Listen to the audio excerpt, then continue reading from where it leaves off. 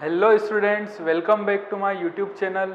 और आज हम पढ़ेंगे इलेक्ट्रिक फील्ड और इलेक्ट्रिक पोटेंशियल के बीच में जो भी रिलेशन निकाला था उसके क्वेश्चंस के ऊपर। पिछले क्लास में हमने एक क्वेश्चन इसके ऊपर किया था, अब हम नेक्स्ट इसके ऊपर क्वेश्चन करते हैं।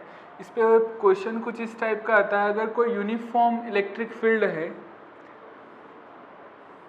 यूनिफॉर्म इलेक्ट्रिक फील्ड में हमें 3 पॉइंट दिए हैं, पॉइंट ए, पॉइंट बी और ये पॉइंट सी।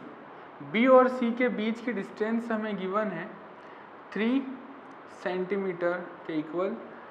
ए और सी के बीच की डिस्टेंस गिवन है 5 सेंटीमीटर के इक्वल। और ये जो ए बी है वो बी सी के ऊपर परपेंडिकुलर है। ठीक है, यहाँ पे इलेक्ट्रिक फील्ड का स्ट्रेंथ दिया है 5 × 10⁻³ न्यूटन पर कूलम।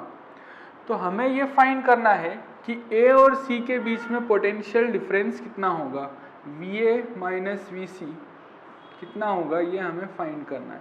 तो इस टाइप के क्वेश्चन कैसे करते हैं, देखो जब A से B की तरफ मूव करेंगे तो हम जानते हैं कि dV = -E.dr होता है। पिछले लेक्चर में मैंने आप लोगों को बताया था। अभी dV क्या है, पोटेंशियल डिफरेंस किसके बीच का, A और B के बीच का। तो इसे हम लिख सकते हैं VA, फाइनल माइनस इनिशियल लिखना हो तो VB minus VA is equal to minus E क्या है यहाँ पे 5 × 10⁻³ अच्छा बताओ, जिस डायरेक्शन में इलेक्ट्रिक फील्ड है उसी डायरेक्शन में चल रहे हैं, मतलब E और dr के बीच का एंगल कितना है, 0 डिग्री। तो E dr साथ में cos 0 आता है, cos 0 की वैल्यू क्या लिख दोगे तुम लोग, 1। और साथ में ये जो डिस्टेंस है ये 5 है, ये 3 है। तो पाइथागोरस थ्योरम से ये जब डिस्टेंस निकालेंगे तो वो आ जाएगी 4 सेंटीमीटर। यहाँ पे लिखते हैं हम 4 सेंटीमीटर। इसे 100 से डिवाइड कर देंगे क्योंकि सेंटीमीटर ऐसा यूनिट नहीं है, इसे ऐसा यूनिट में कन्वर्ट कर लिया। अब यहाँ पे देखो VB माइनस VA अगर लिखना हुआ तो कितना आया, 5 × 10⁻³ अभी ये 100 है, यहाँ पे 00 कट जाएगा, यहाँ पे केवल 10 बचेगा, मल्टीप्लाई बाई 4। तो आंसर क्या आया हमारा, -200 वोल्ट। ये आया VB माइनस VA का आंसर। अब VB माइनस VA लिखेंगे तो किन दो पॉइंट के बीच का पोटेंशियल डिफरेंस आया, A और B का। हमें किसका निकालना है, A और C का। तो A और C का निकालना है तो हम क्या लिखेंगे, VC minus VA is equal to क्या होगा, VC माइनस VA। अभी देखो जो VC है वो किसके इक्वल होगा, VB के इक्वल, क्योंकि इलेक्ट्रिक फील्ड के परपेंडिकुलर जब भी हम चलते हैं, मैंने पिछले लेक्चर में बताया था कि इलेक्ट्रिक फील्ड के परपेंडिकुलर चलते हैं तो पोटेंशियल में कोई भी डिफरेंस नहीं आता है। इसलिए VC माइनस VA ये किसके इक्वल होगा, VB माइनस VA के इक्वल। और VB माइनस VA हमने कैलकुलेट कर लिया, कितना है, -200 वोल्ट। हमें क्या पूछा है, VA माइनस VC, तो इसका उल्टा कर दो, क्या होगा, VA माइनस VC, यहाँ पे नेगेटिव कॉमन आ जाएगा, माइनस का साइन इधर बन जाएगा, -200 वोल्ट, माइनस से माइनस कट गया, VA माइनस VC अपना आ गया 200 वोल्ट के इक्वल। तो इस टाइप के क्वेश्चन एग्जाम में पूछे जा सकते हैं। इसके अलावा और कैसे क्वेश्चन पूछते हैं उसके बारे में डिस्कस करते हैं हम। अभी देखो इलेक्ट्रिक फील्ड एक वेक्टर क्वांटिटी हुआ, वेक्टर क्वांटिटी है तो इसके रेक्टेंगुलर कंपोनेंट्स भी होंगे x, y और z डायरेक्शन में। इसीलिए मुझे अगर इलेक्ट्रिक पोटेंशियल दिया गया कार्टेशियन कोऑर्डिनेट्स में, जैसे दिया गया 3x² y z, इस टाइप से मुझे अगर इलेक्ट्रिक पोटेंशियल दिया गया तब हमें इलेक्ट्रिक फील्ड फाइंड करना है। इलेक्ट्रिक फील्ड पॉइंट करना है किसी पॉइंट A, B, C पे। तो वो कैसे फाइंड करेंगे, हम इस इलेक्ट्रिक पोटेंशियल का x, y और z डायरेक्शन में पार्शियल डिफरेंशिएशन करेंगे, क्योंकि हम जानते हैं इलेक्ट्रिक फील्ड किसके इक्वल होता है, E = -dV/dr। अब ये dr डिस्टेंस कौन सी लेना है, इसका पोजीशन वेक्टर, ये पोजीशन वेक्टर लेंगे r को। ठीक है, अब पोजीशन वेक्टर को क्या लिखते हैं अपन, x, y, z जैसे लिखते हैं। तो x की वैल्यू क्या हो जाएगी a, y की वैल्यू b और z की वैल्यू हो जाएगी अपना c। ठीक है, तो अभी अगर x डायरेक्शन में कितना इलेक्ट्रिक फील्ड है वो फाइंड करना है तो इसका पार्शियल डिफरेंशिएशन का मतलब क्या हुआ, x के रेस्पेक्ट में अगर डिफरेंशिएशन किया गया तो y और z को कांस्टेंट मान लेंगे, y के रेस्पेक्ट में किया गया डिफरेंशिएशन तो x और z को कांस्टेंट मान लेंगे, और z के रेस्पेक्ट में किया तो x और y को कांस्टेंट मान लेंगे। कैसे रिप्रेजेंट करते हैं पार्शियल डिफरेंशिएशन को? जैसे मुझे इलेक्ट्रिक फील्ड निकालना हुआ x डायरेक्शन का, तो मैं क्या लिखूंगा, minus del v by del x. अगर मुझे y डायरेक्शन का इलेक्ट्रिक फील्ड निकालना हुआ Ey तो हो जाएगा del v by del y, और z डायरेक्शन का निकालना हुआ तो वो हो जाएगा partial differentiation del v by del z।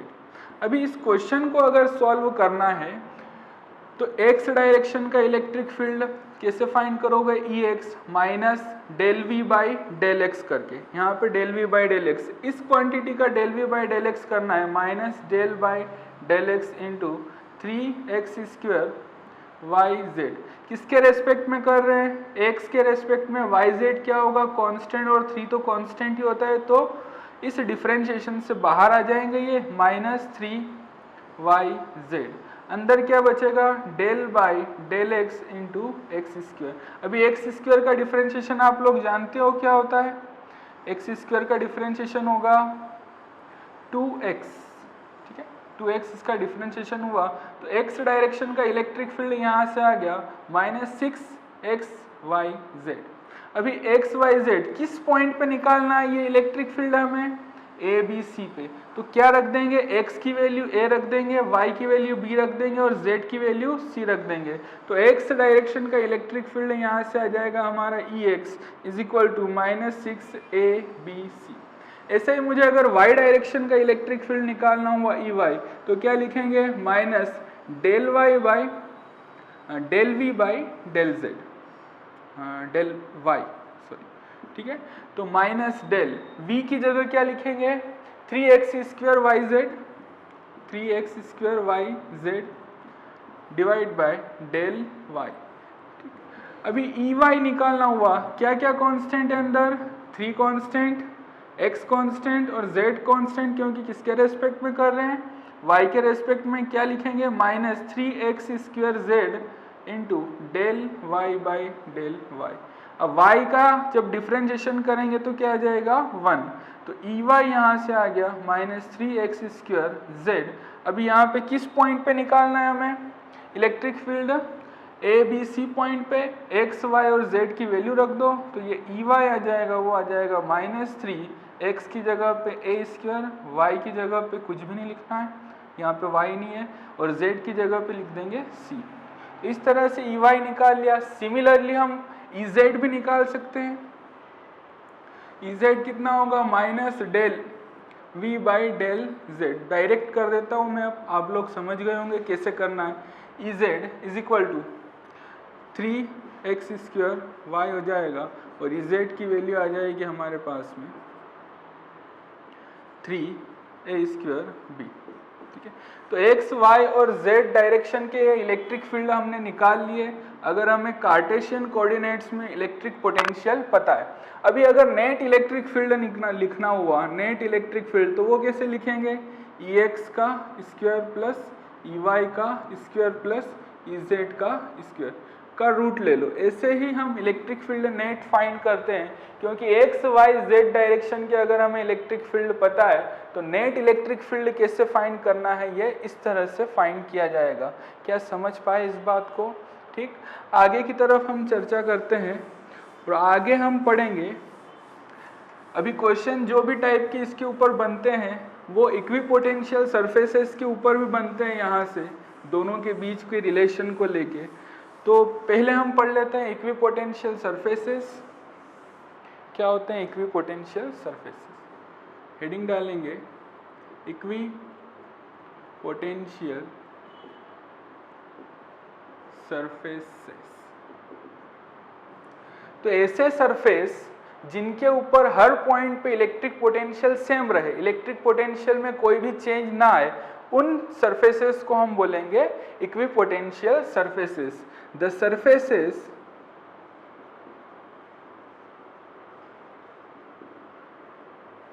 on which at every point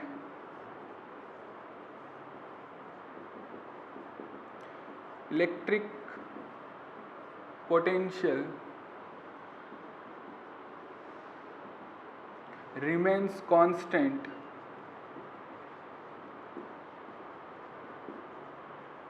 are called equipotential surfaces। अच्छा, इन सरफेसेस की कुछ प्रॉपर्टीज होती है इक्विपोटेंशियल सरफेसेस की, तो वो लिख लेते हैं। इक्विपोटेंशियल सरफेसेस की प्रॉपर्टीज ऑफ इक्विपोटेंशियल सरफेसेस। देखो, फर्स्ट प्रॉपर्टी ये होगी इक्विपोटेंशियल सरफेस की कि जो भी इलेक्ट्रिक फील्ड होगा वो हमेशा इक्विपोटेंशियल सरफेस के परपेंडिकुलर रहेगा। हम भी जानते हैं, क्योंकि इलेक्ट्रिक फील्ड के परपेंडिकुलर चलते हैं, इलेक्ट्रिक फील्ड के परपेंडिकुलर हम चलेंगे अगर, तो क्या होगा, पोटेंशियल में कोई भी चेंज नहीं आएगा। दूसरे पॉइंट पे गए तो भी कोई चेंज नहीं आएगा। अगर इलेक्ट्रिक फील्ड के परपेंडिकुलर चलते रहे तो पोटेंशियल में कोई भी डिफरेंस नहीं आता है, क्योंकि dv इज इक्वल टू क्या होता है, minus E vector dot dr vector.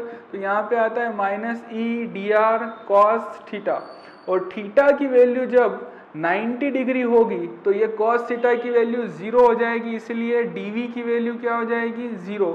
मतलब चेंज कुछ भी नहीं आएगा इलेक्ट्रिक पोटेंशियल में जब कैसे चलेंगे, इलेक्ट्रिक फील्ड के perpendicular.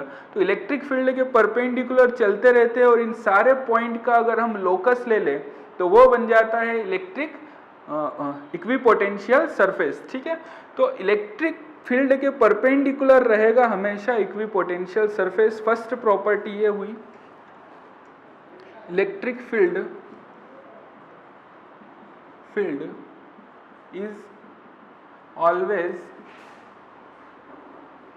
Perpendicular to equipotential surfaces. अच्छा, दूसरी प्रॉपर्टी की अगर बात करें, सेकेंड प्रॉपर्टी, अगर इक्विपोटेंशियल सरफेसेस के एक पॉइंट से दूसरे पॉइंट तक किसी भी चार्ज को हम लेके जाते हैं तो वर्क डन हमेशा 0 आता है। ठीक है, तो इक्विपोटेंशियल सरफेसेस पे क्योंकि dv हो गया, और dv हम जानते हैं किसके इक्वल होता है, w बाई क्यू नॉट के इक्वल। अभी dv अगर 0 हो गया तो w भी क्या हो जाएगा, 0, q इंटू 0 क्या हो जाएगा, 0, इसलिए वर्क डन क्या हो जाएगा, 0। तो इक्विपोटेंशियल सरफेसेस के ऊपर अगर हम किसी भी चार्ज को एक पॉइंट से दूसरे पॉइंट तक लेके जाएंगे तो नेट वर्क डन 0 आएगा। तो दूसरी प्रॉपर्टी हो जाएगी work done in moving a charge on equipotential surfaces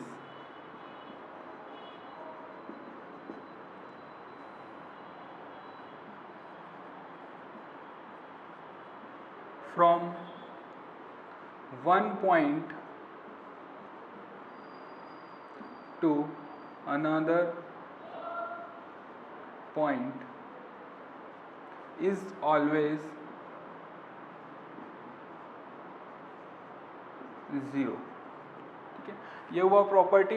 अच्छा, अगला प्रॉपर्टी अगर लिखना हुआ इक्विपोटेंशियल सरफेस का तो मैं क्या लिखूंगा, देखो नेक्स्ट प्रॉपर्टी इक्विपोटेंशियल सरफेस की, जैसे जैसे हम इलेक्ट्रिक फील्ड की स्ट्रेंथ बढ़ाते जाएंगे, जैसे ये कोई इलेक्ट्रिक फील्ड हुआ, ठीक है, अब इलेक्ट्रिक फील्ड की जैसे जैसे स्ट्रेंथ बढ़ती जाएगी वैसे वैसे इक्विपोटेंशियल सरफेसेस के बीच की डिस्टेंस कम होती जाएगी। अब तुम इन दोनों सरफेसेस के बीच की डिस्टेंस को देख के बता सकते हो इन दोनों पॉइंट का जो इलेक्ट्रिक फील्ड है वो ज़्यादा होगा एज कंपेयर टू यहाँ की इलेक्ट्रिक फील्ड से।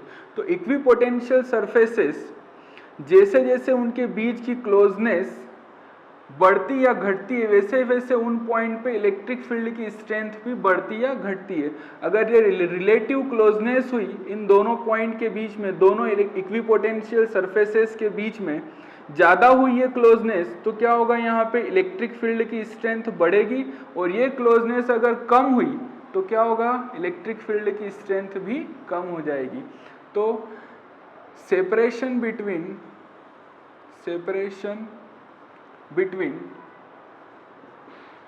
To consecutive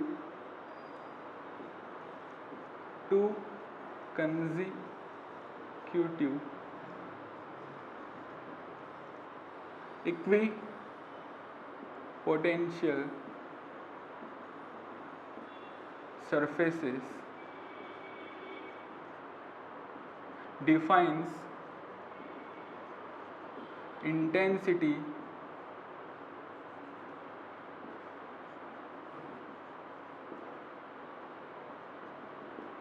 of electric field at that points। ठीक है, तो ये हो गया हमारा थर्ड प्रॉपर्टी इक्विपोटेंशियल सरफेसेस का। अभी फोर्थ प्रॉपर्टी के बारे में चर्चा करें तो फोर्थ प्रॉपर्टी होगी कि कोई भी दो इक्विपोटेंशियल सरफेसेस कभी भी एक दूसरे को इंटरसेक्ट नहीं करेगी। क्यों इंटरसेक्ट नहीं करेगी? अगर दो इक्विपोटेंशियल सरफेसेस हुई इस पॉइंट को इंटरसेक्ट करती है किसी पॉइंट पे, तो उस पॉइंट पे दो इलेक्ट्रिक पोटेंशियल हम फाइंड कर सकते हैं, V1 और V2।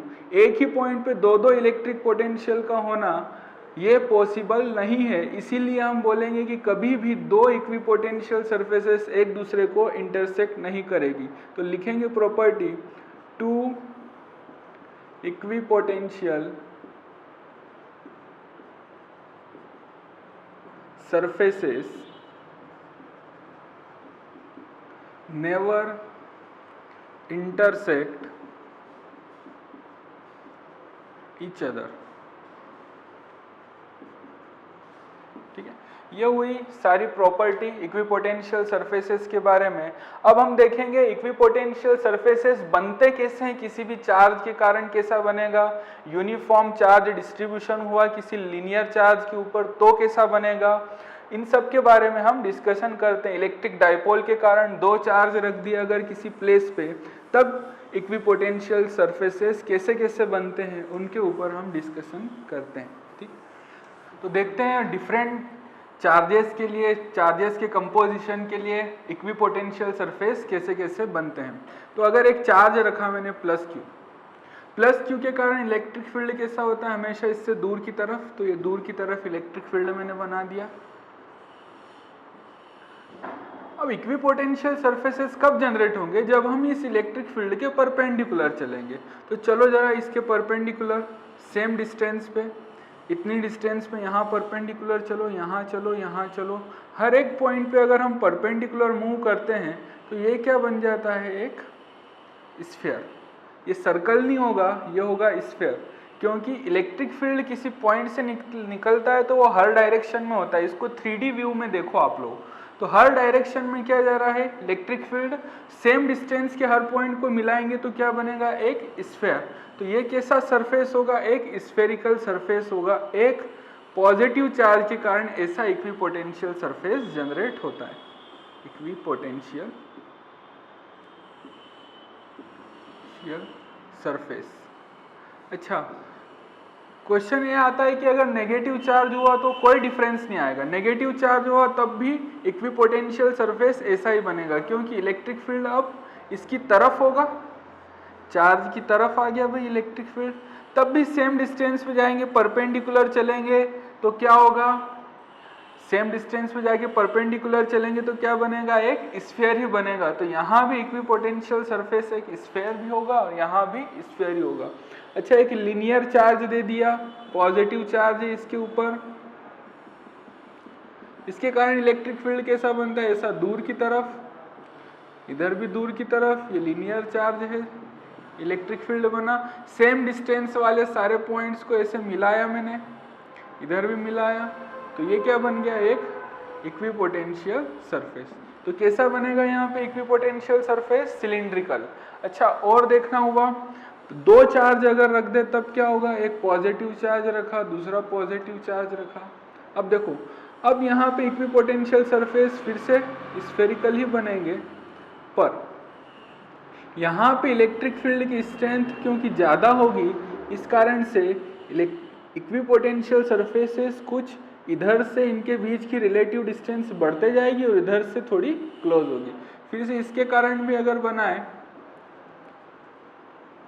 तो ये इक्विपोटेंशियल सरफेसेस यहाँ पे बनेंगे।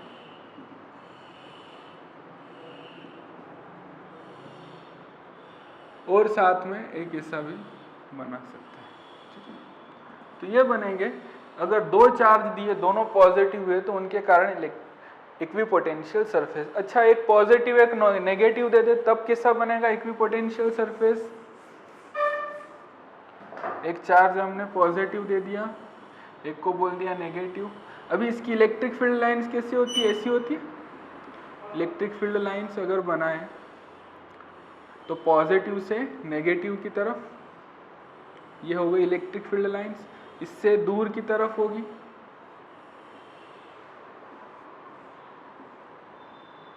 यहां भी इसकी तरफ होगी। तो इस तरह से होगी इसकी इलेक्ट्रिक फील्ड लाइंस। अभी इक्विपोटेंशियल सरफेस ड्रॉ करना है तो क्या करते हैं? इक्विपोटेंशियल सरफेस ड्रॉ करने के लिए इस इलेक्ट्रिक फील्ड के परपेंडिकुलर चलो जरा परपेंडिकुलर। ये बन गया इक्विपोटेंशियल सरफेस, ये हो गया, ये हो गया। यहां से अगर देखें तो ये हो गया, ये इस तरह के इक्विपोटेंशियल सरफेस यहाँ पे बनेंगे, ठीक है। तो इक्विपोटेंशियल सरफेस कैसे ड्रॉ करना है? कभी कोई चार्ज रखा हो तो वो हमने यहाँ पे देखा। अब देखो, अगर प्लेन शीट हुआ, यूनिफॉर्म इलेक्ट्रिक फील्ड हुआ कहीं पे, यूनिफॉर्म इलेक्ट्रिक फील्ड, तब इक्विपोटेंशियल सरफेसेस कैसे आएंगे? ये हुआ यूनिफॉर्म इलेक्ट्रिक फील्ड। तो अब देखो, यहाँ से ये सरफेस गया, यहाँ पे आया, यहाँ से ये सरफेस गया यहाँ पे, इस टाइप का इक्विपोटेंशियल सरफेस बनेगा ये टोटल, ठीक है। क्योंकि हम हमेशा कैसे चलेंगे? अभी इलेक्ट्रिक फील्ड ऐसा है, हमने इक्विपोटेंशियल सरफेस बनाने के लिए हमेशा कैसा चलना है? इस इलेक्ट्रिक फील्ड के परपेंडिकुलर चलते गए, पीछे भी इधर भी गए परपेंडिकुलर, इधर भी गए, तो कैसा बन गया? एक प्लेन शीट की तरह इक्विपोटेंशियल सरफेस यहाँ पे जनरेट हो गया, ठीक है। तो इक्विपोटेंशियल सरफेसेस कैसे बनाते हैं ये हमने यहाँ पे सीखा। इसके बाद में हम चर्चा करेंगे इलेक्ट्रिकल पोटेंशियल एनर्जी के ऊपर। तो इलेक्ट्रिक पोटेंशियल एनर्जी क्या होती है? इलेक्ट्रिक पोटेंशियल एनर्जी, देखो हम ये जानते हैं कि इनफाइनाइट से यूनिट चार्ज को लाने में जितना वर्क करना पड़ता है किसी पॉइंट तक, इलेक्ट्रिक फील्ड में किसी पॉइंट तक, उसे क्या बोला जाता है? उसे बोला जाता है इलेक्ट्रिक पोटेंशियल। अब देखो, अगर हम दूसरे चार्ज को लेके आए तब भी कुछ वर्क करना पड़ेगा, तीसरे चार्ज को लेके आए तब भी कुछ वर्क करना पड़ेगा। अब इस पूरे सिस्टम को बनाने में जितना वर्क किया है वो वर्क किस में स्टोर हो जाएगा? इसकी पोटेंशियल एनर्जी में स्टोर हो जाएगी। जैसे कि जब भी आप लोग क्या करते थे, पिछले साल 11th में आप लोगों ने देखा होगा कि स्प्रिंग को जैसे ही खींचते थे तो स्प्रिंग के ऊपर आपने क्या किया? वर्क किया तो वो किस में स्टोर हो गया? उसकी पोटेंशियल एनर्जी में। अब वो उसकी पोटेंशियल एनर्जी के कारण वापस अपनी इनिशियल पोजीशन पे जाना चाहेगा, तो स्प्रिंग में स्टोर क्या हुआ है? पोटेंशियल एनर्जी स्टोर हुई है। ऐसे ही जब चार्जेस लेते हैं हम तो इन चार्जेस के सिस्टम के कारण भी क्या स्टोर हो जाता है? Potential energy. जैसे ही एक चार्ज के पास में दूसरे चार्ज को लेके आएंगे तो हमें वर्क करना पड़ेगा, और जब हमने वर्क किया तो इस सिस्टम के पास में क्या आ गया? Potential energy. जैसे इसे छोड़ेंगे तो ये एक दूसरे से दूर भागेंगे। तो ये दूर किस कारण से भागेंगे? इनकी पोटेंशियल एनर्जी के कारण से, ठीक है। तो किसी भी सिस्टम के अंदर जो पोटेंशियल एनर्जी स्टोर होती है इलेक्ट्रिक चार्जेस में जो होती है उसे बोल दिया जाता है इलेक्ट्रिकल पोटेंशियल एनर्जी, ठीक है। अब इसके बारे में हम डिस्कस करते हैं, वो कितनी होती है, उसे कैसे फाइंड किया जाता है। जैसे कि अगर मैंने एक चार्ज Q1 को यहाँ पे रखा, ठीक है। अब इस Q1 चार्ज को इनफाइनाइट से यहाँ तक लाने में हमें कितना वर्क करना पड़ा होगा? कोई भी वर्क नहीं करना पड़ा होगा अगर इसके आसपास कोई भी चार्ज नहीं है और इसके आसपास कोई भी इलेक्ट्रिक फील्ड नहीं है, ठीक है। तो अगर इस चार्ज को लेके आए जबकि आसपास कोई भी इलेक्ट्रिक फील्ड या फिर कोई भी चार्ज नहीं था तब इसको लाने में हमें वर्क करना पड़ा होगा W1 0। Q1 को लाने में जितना वर्क किया वो कितना किया 0। ठीक है, अब इस Q1 चार्ज के पास में दूसरे चार्ज Q2 को लेके अगर आते हैं, Q2 को इनफाइनाइट से लेके आए, अब इसने क्या किया, Q1 क्या करता है अपने आसपास इलेक्ट्रिक फील्ड जनरेट कर लेता है, तो इस Q2 को चार्ज को तो इलेक्ट्रिक फील्ड में लेके आए। अच्छा, यूनिट चार्ज को यहाँ तक लाने में कितना वर्क करना पड़ेगा वो हम जानते हैं, इस पॉइंट का हम इलेक्ट्रिक पोटेंशियल लिख देते हैं V2, इन दोनों के बीच की डिस्टेंस बोल देते हैं R है, तो इलेक्ट्रिक पोटेंशियल यहाँ का कितना हो जाएगा K Q2 बाई R के इक्वल होगा। तो K Q2 बाई R क्या आ गया यहाँ का इलेक्ट्रिक पोटेंशियल, और इतना ही वर्क करना पड़ता है यूनिट चार्ज को यहाँ तक लेके आने में। अब इतना वर्क यूनिट चार्ज के लिए करना पड़ता है, तो Q2 चार्ज को लेके आए तो कितना वर्क करना पड़ा, हम लिख देंगे W2 is equal to Q2 into V2। तो W2 कितना हो जाएगा Q2 इंटू V2 की जगह लिख देंगे K Q2, सॉरी यहाँ पे जो इलेक्ट्रिक पोटेंशियल आएगा वो K Q1 बाई R आएगा, क्योंकि Q1 के कारण यहाँ पे हम इलेक्ट्रिक पोटेंशियल लिख रहे हैं। तो इलेक्ट्रिक पोटेंशियल लिखना हो तो क्या आ जाएगा K Q1 बाई R। तो W2 जो वर्क आया वो आ जाएगा हमारे पास में K Q1 Q2 by R के इक्वल। K की वैल्यू हम जानते हैं 1/4 pi epsilon naught Q1 Q2 by R के इक्वल। इतना हमें वर्क करना पड़ेगा W2 सेकेंड चार्ज को लाने में। तो अभी नेट वर्क पूछा W नेट, तो वो कितना हो जाएगा W1 प्लस W2 के इक्वल।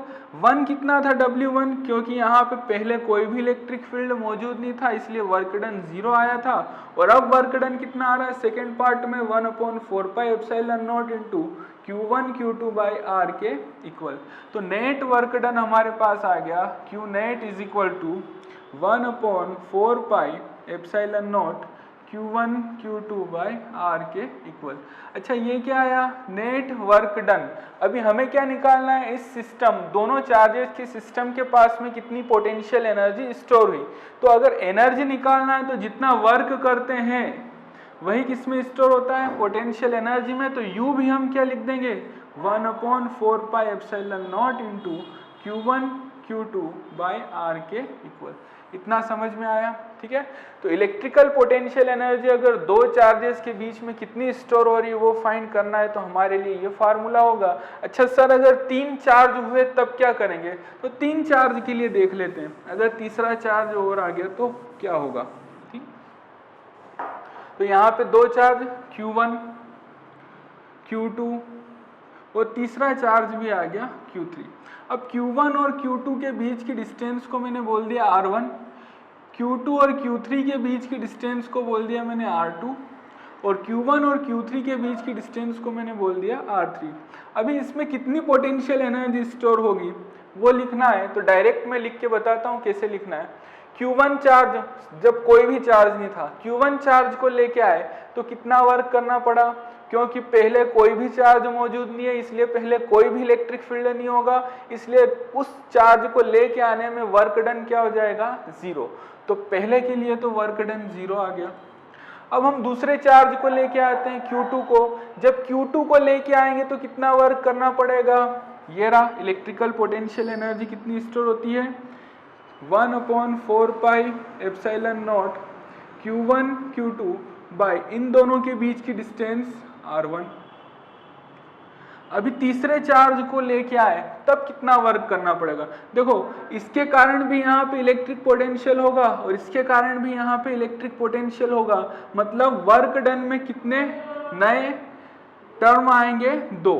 वो 2 टर्म क्या होंगे, एक तो हमें वर्क करना पड़ेगा 1/4 pi epsilon not Q2 Q3, एक पेयर क्या बनेगा Q2 Q3 बाय R2, इन दोनों के बीच की डिस्टेंस, और साथ में अगला पेयर क्या बनेगा 1/4 pi epsilon naught into Q1 और Q1 Q3 divide by R3।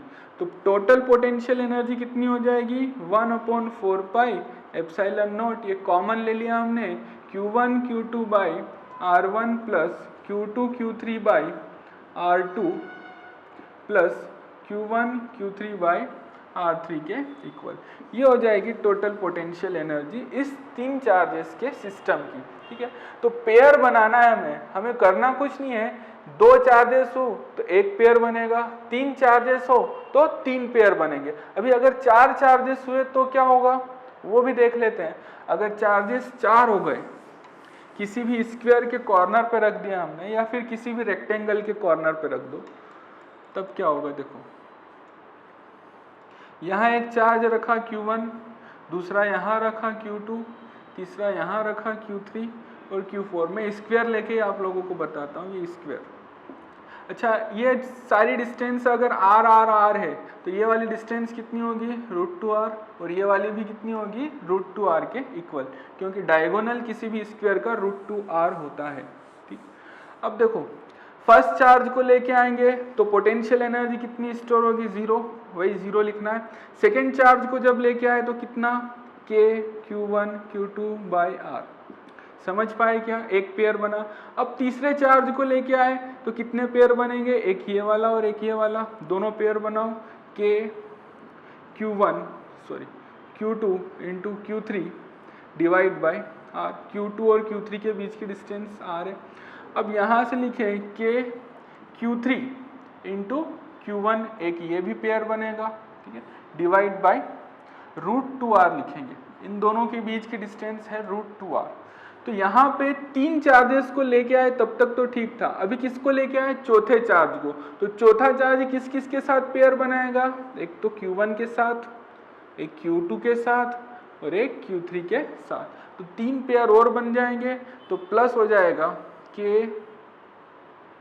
Q1 Q4 by R, Q1 Q4 by R plus K Q3 Q4 by R, तो यहाँ हो जाएगा Q3 Q4 by R plus ये बनेगा third pair K Q2 Q4 bye √2R, ठीक है।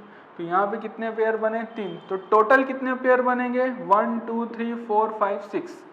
U is equal to आ जाएगा, K तो कॉमन आ गया बाय R भी कॉमन आ गया। देखो Q1 Q2 plus Q2 Q3 plus Q1 Q4 plus Q3 Q4 plus Q2 Q4 by √2 और Q1 Q3 बाय √2। ये हो जाएगा इसका आंसर। इतनी पोटेंशियल एनर्जी स्टोर होगी। बस 4 चार्जेस तक ही अपने से पोटेंशियल एनर्जी किसी भी सिस्टम की पूछता है। इससे ज़्यादा पोटेंशियल एनर्जी के बारे में कहीं भी एग्जाम में आता नहीं है। यहीं से जितने भी क्वेश्चन बनते हैं वो सारे सॉल्व होते हैं, ठीक है। तो पोटेंशियल एनर्जी कैसे निकालना है, किसी चार्जेस की सिस्टम के कारण कितनी पोटेंशियल एनर्जी उस सिस्टम में स्टोर होगी, उसके बारे में कैसे डिस्कस करना है, ये सब अपन ने कैलकुलेट किया। अब आगे की तरफ हम बढ़ते हैं। अब हम पढ़ें तो स्टार्ट करते हैं कंडक्टर्स और इंसुलेटर्स के बारे में पढ़ते हैं हम। Conductors and insulators.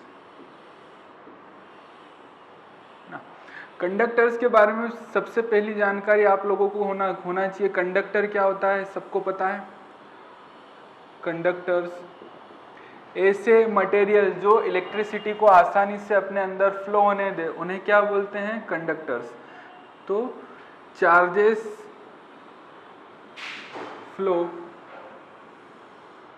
इजीली, ऐसे मटेरियल जिनमें चार्जेस इजीली फ्लो हो जाए उन्हें बोल देंगे कंडक्टर्स। और इंसुलेटर्स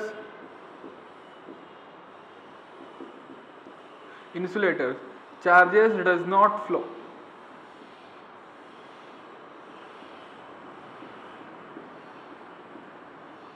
अभी देखो कंडक्टर्स और इंसुलेटर्स के बारे में हमने देखा चार्जेस इजीली फ्लो और चार्जेस डज नॉट फ्लो। तो ये किस कारण से होता है, हम जानते हैं कि जो चार्जेस का फ्लो होता है वो कभी प्रोटॉन का फ्लो होगा क्या, नहीं होगा। जो भी फ्लो आएगा वो किस में आएगा, इलेक्ट्रॉन में। क्यों इलेक्ट्रॉन में आएगा, क्योंकि इलेक्ट्रॉन ही ऐसे सब्सटेंस होते हैं जो कि किसी एटम के न्यूक्लियाई से लूजली बॉन्डेड होते हैं, ठीक है, टाइटली बॉन्डेड नहीं होते हैं। तो हम जब भी फ्लो करवाना चाहेंगे किसी भी मटेरियल से तो किसका फ्लो करवाएंगे, इलेक्ट्रॉन्स का, ना कि प्रोटॉन्स का, ठीक है। तो चार्जेस इजीली फ्लो होता है, इसका मतलब क्या इजीली फ्लो होता है, इलेक्ट्रॉन।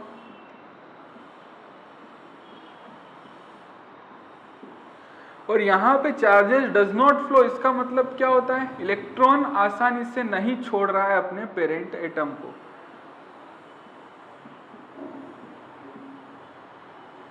अब दो टाइप के इलेक्ट्रॉन होते हैं हमारे पास में, एक तो लूजली बॉन्डेड इलेक्ट्रॉन्स और एक टाइटली बॉन्डेड इलेक्ट्रॉन्स। तो इजीली कब फ्लो होगा, जबकि वो लूजली बॉन्डेड होगा।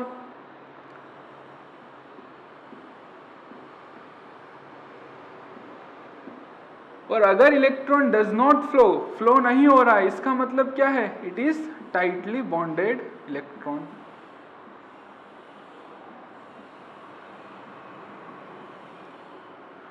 तो लूजली बॉन्डेड इलेक्ट्रॉन हुआ तो आसानी से फ्लो हो जाएगा। मतलब लूजली बॉन्डेड इलेक्ट्रॉन किसमें होते हैं, कंडक्टर्स में। कंडक्टर के पास में लूजली बॉन्डेड इलेक्ट्रॉन्स होते हैं, इसी कारण से जब भी इसे किसी इलेक्ट्रिक फील्ड में रखा जाता है तो इलेक्ट्रॉन्स आसानी से फ्लो हो जाते हैं। जबकि इंसुलेटर्स में इलेक्ट्रॉन्स टाइटली बॉन्डेड होते हैं अपने न्यूक्लियाई से, इस कारण से ये इजीली फ्लो नहीं होते जब भी इन्हें किसी भी इलेक्ट्रिक फील्ड में रखा जाता है, ठीक है। तो आगे हम देखते हैं, अगर किसी कंडक्टर को हमने इलेक्ट्रिक फील्ड में रखा तो वो कैसा उसका इलेक्ट्रिक फील्ड जनरेट होगा, उसकी क्या क्या प्रॉपर्टीज होगी। तो आगे हम हेडिंग डालेंगे, conductor placed in external electric field. Conductor placed in external electric field. अब देखो एक्सटर्नल इलेक्ट्रिक फील्ड में रखते हैं, ये कोई पॉजिटिव चार्ज्ड प्लेट है, ये कोई नेगेटिव चार्ज्ड प्लेट है, इनके बीच में मैंने किसी कंडक्टर को रखा। तो पॉजिटिव और नेगेटिव चार्ज प्लेट है तो इस डायरेक्शन में ये इलेक्ट्रिक फील्ड बना लेंगे, ई नॉट, ये एक्सटर्नल इलेक्ट्रिक फील्ड होगा। जैसे इस कंडक्टर को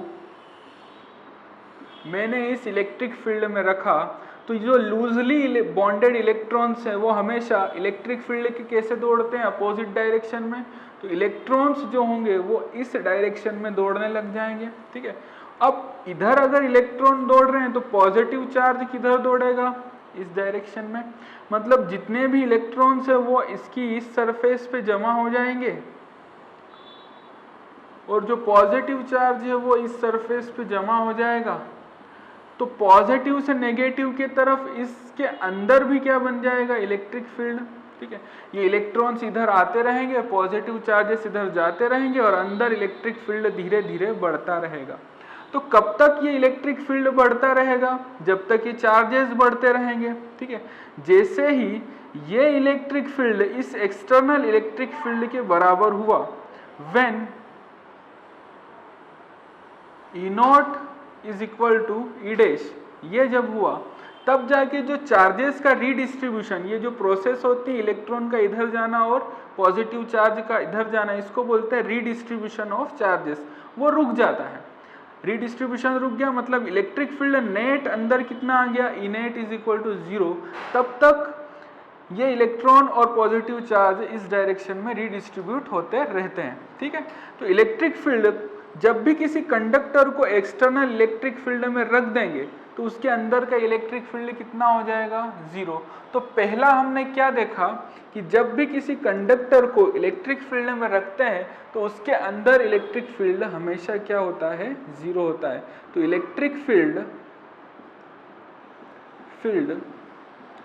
inside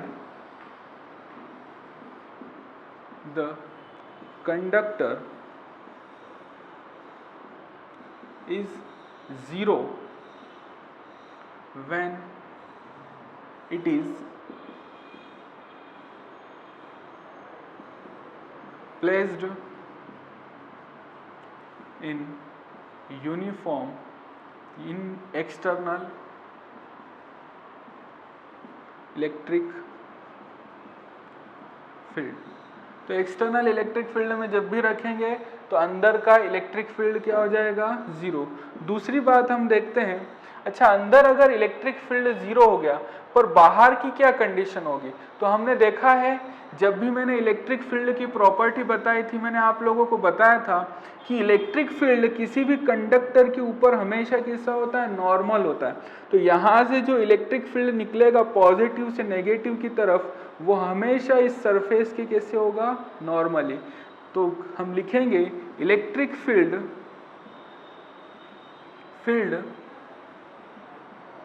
is normal to the surface of conductor outside the conductor। Conductor के आउटसाइड हमेशा क्या होगा, इलेक्ट्रिक फील्ड इसके सरफेस के, कंडक्टर के सरफेस के परपेंडिकुलर होगा। अच्छा थर्ड प्रॉपर्टी क्या होगी, अच्छा यहाँ पे क्या हुआ, इलेक्ट्रिक फील्ड जीरो हो गया। अब कोई भी मैं कंडक्टर ले लूँ, ये कोई कंडक्टर है, इसके अंदर मैंने कोई गॉसियन सरफेस लिया, गॉसियन सरफेस लिया तो यहाँ पे इस पॉइंट पे इलेक्ट्रिक फील्ड क्या आएगा, जीरो। इस पॉइंट पे भी इलेक्ट्रिक फील्ड क्या आएगा, जीरो। तो गॉसियस लॉ अगर यहाँ पे अप्लाई करें, क्या होता है Gauss's law, closed integral of E dot D S वो किसके इक्वल होता है, Q in by epsilon naught के इक्वल। अभी इलेक्ट्रिक फील्ड इस गॉसियन सरफेस के हर पॉइंट पे कितना है, जीरो। तो ये क्वांटिटी क्या हो जाएगी, जीरो।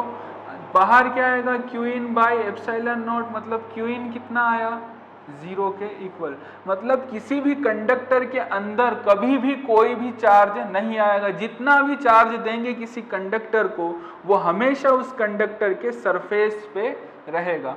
तो अगला पॉइंट क्या हुआ, there is no charge present inside the conductor. Conductor के अंदर कोई भी चार्ज नहीं होता है, ठीक है।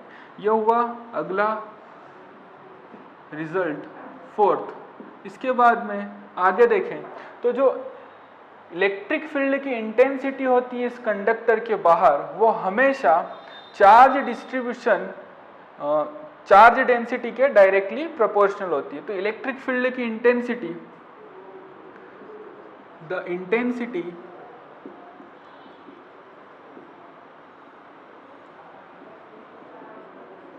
of electric field outside the conductor is directly proportional to the surface charge density. इस प्रॉपर्टी को मैं प्रूफ करके बताता हूं। जैसे ये कोई कंडक्टर हुआ हमारे पास, इस कंडक्टर से हमने जाता हुआ कोई गॉसियन सरफेस ले लिया, ये गॉसियन सरफेस, ये सिलिंड्रिकल ले लिया मैंने, तो यहाँ भी कुछ सिलिंड्रिकल ही सरफेस आएगा इस कंडक्टर के ऊपर। अब देखो ये सरफेस, इसकी सरफेस चार्ज डेंसिटी कंडक्टर की मैं बोल देता हूँ सिग्मा है। ये जो एरिया है इसको मैं बोल देता हूँ डेल एस, ठीक है। अब अगर इलेक्ट्रिक फील्ड की इंटेंसिटी यहाँ पे बाहर वाले पॉइंट पे देखें, अंदर तो इलेक्ट्रिक फील्ड जीरो आएगा, यहाँ पे इलेक्ट्रिक फील्ड हमेशा इस सरफेस की कैसे होगा, नॉर्मल होगा। इसके नॉर्मल होगा तो इस सरफेस के भी नॉर्मल आएगा एन कैप के। इसलिए यहाँ से जाने वाला अगर फ्लक्स लिखना हुआ, इस सरफेस से जाने वाला फ्लक्स, तो वो क्या लिखेंगे, phi E is equal to E into del S, ये लिखोगे। ये हो गया इलेक्ट्रिक फ्लक्स यहाँ पे। अच्छा इलेक्ट्रिक फ्लक्स इतना हुआ, तो पर इलेक्ट्रिक फील्ड फ्लक्स होता क्या है, इसको बोल देते हैं इक्वेशन 1। हम जानते हैं इलेक्ट्रिक फ्लक्स होता है Q in by epsilon naught के इक्वल, जहाँ पे क्यू इन क्या है, अंदर इस टोटल सरफेस के अंदर कितना चार्ज है वो। अब अंदर कितना चार्ज होगा भाई, यूनिट एरिया पे कितना चार्ज है सिग्मा, तो डेल एस एरिया पे कितना चार्ज होगा सिग्मा इंटू डेल एस। तो क्यू इन की जगह लिख देंगे हम sigma into del S by epsilon naught. ये हो गया इक्वेशन 2। अभी अगर इक्वेशन 1 और 2 से हमें देखना हुआ फ्रॉम इक्वेशन 1 एंड 2, तो हम क्या देखेंगे, जितना फ्लक्स यहाँ पे होगा उतना ही फ्लक्स यहाँ पे भी होगा, क्योंकि ये भी तो फ्लक्स को ही बता रहा है और ये भी फ्लक्स को बता रहा है। तो अगर E डॉट डेल एस को लिखना हुआ तो वो किसके इक्वल आ जाएगा, sigma into del S by epsilon naught के इक्वल। यहाँ से डेल एस कट गया तो इलेक्ट्रिक फील्ड क्या आया, सिग्मा अपॉन एप्सिलॉन नॉट के इक्वल। तो कंडक्टर के बाहर किसी भी पॉइंट पे अगर हमें इलेक्ट्रिक फील्ड की इंटेंसिटी लिखना हो तो वो कितनी होती है, सिग्मा अपॉन एप्सिलॉन नॉट के इक्वल। अब देखें तो इलेक्ट्रिक फील्ड अगर यहाँ से देखें तो वो आगे directly proportional to surface charge density. यही मैंने यहाँ पे लिखा है कि the intensity of electric field outside the conductor is directly proportional to the surface charge density. ये मैंने प्रूफ करके बताया। ठीक है, अगला क्या होगा, यहाँ पे हमारा क्या रिजल्ट निकलेगा वो देखते हैं।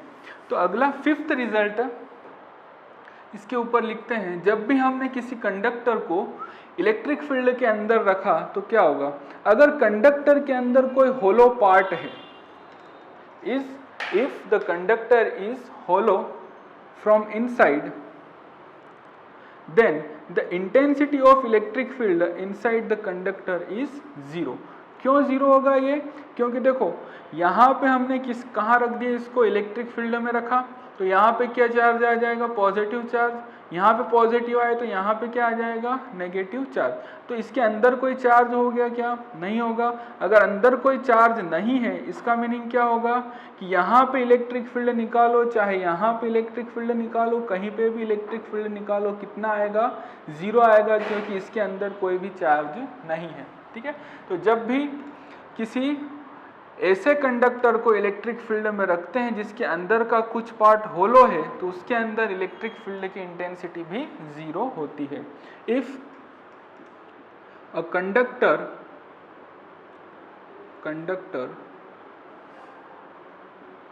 hollow from inside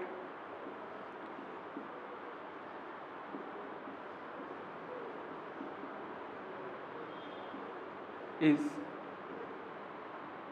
placed in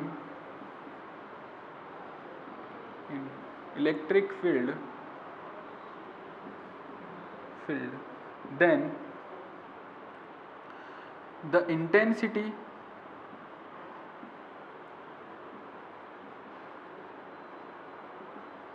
of electric field is 0 in that hollow part। और ऐसा क्यों होगा, क्योंकि अंदर कोई भी चार्ज प्रेजेंट नहीं है।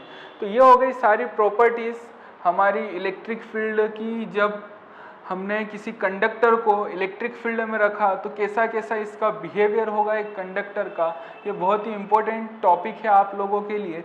कंडक्टर को इलेक्ट्रिक फील्ड में रखते हैं तो क्या होता है वो। तो सारा चार्ज कंडक्टर के कहाँ होता है, सरफेस के ऊपर। कभी भी चार्ज किसी कंडक्टर के अंदर प्रेजेंट नहीं होगा। यहाँ से हमने ये सीखा है। ठीक है, अब आगे अगर देखें तो हम पढ़ते हैं इलेक्ट्रोस्टैटिक शील्डिंग। तो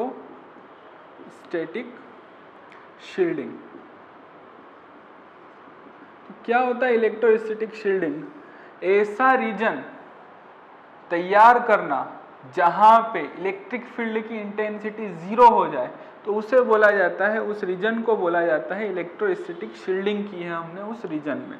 ठीक है, तो कब कर पाएंगे ऐसा, जब हम क्या करें, एक रीजन को टोटली, जैसे यहाँ पे कोई व्यक्ति बैठा है, वो चाहता है कि मेरे आसपास कोई भी इलेक्ट्रिक फील्ड प्रेजेंट ना रहे, तो अपने आप को किससे कवर कर लेगा, एक कंडक्टर से।